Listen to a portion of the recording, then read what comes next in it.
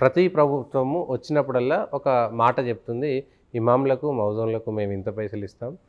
చర్చులలో పూజలు చేసేవాళ్ళు వాళ్ళ పాస్టర్లకు మేము ఇన్ని డబ్బులిస్తాం, చేస్తామనేటువంటిది. కానీ హుండీలో మాత్రమే వేయండి, ఆరతి పళ్ళెంలో వేయొద్దని దేవాదాయ శాఖ ఆధీనంలో ఉన్నటువంటి వాటిలో రాస్తుంటారు పాపం.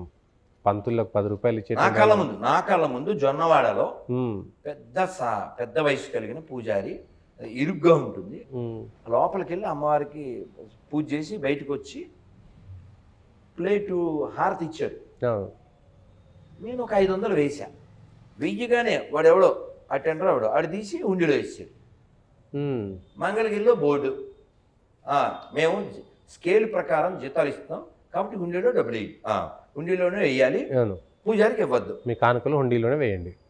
వీళ్ళు చక్కగా మింగేసేసి పొట్టెట్టుకోకుండా ఓ ధర్మం తెలవకుండా బతుకుతారు. ఈ సిగ్గులేని బ్యాచ్ అంతా దేవాదాయ శాఖలో బతుకుద్ది. ఓ రూలు ఓ పాడు ఏముండదు. ఎవడైనా ఇమాం అవ్వాలంటే వాడు ఖచ్చితంగా ఖురాన్ చదివి ఉండాలి. ఎవడైనా పాస్టర్ అయ్యిందంటే బైబిల్ చదివి ఉండాలి. ఎవడంటే వాడు మరి దేవాదాయ శాఖలో ఎంప్లాయీలు అయిపోతాడు, చైర్మన్ ఎలా అయిపోతాడు,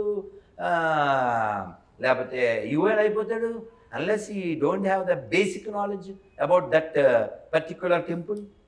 కదా. అందుకే నేను చెప్పా, ఎవడైనా సరే టీటీడీలో పనిచేయాలనుకోండి, 100 క్వశ్చన్లు, అందులో 70 మార్కులు రావాలి కనీసం. 30 కాదు 70 రావాలి. ఈ 35 గాళ్ళ వల్ల కాదు, 70 మార్కులు రావాలి.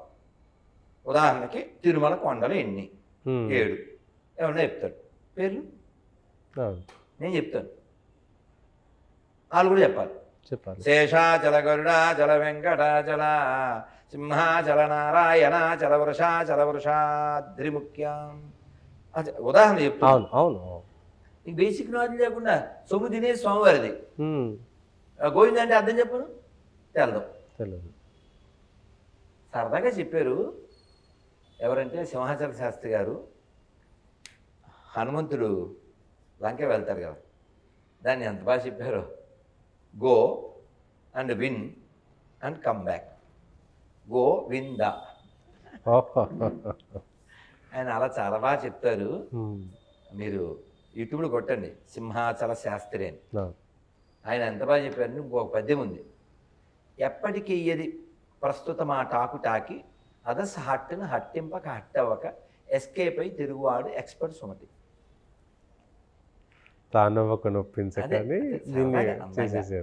అలాగా ఎందరో మహాత్ములు మహనీయులు పుట్టిన నేల ఇది.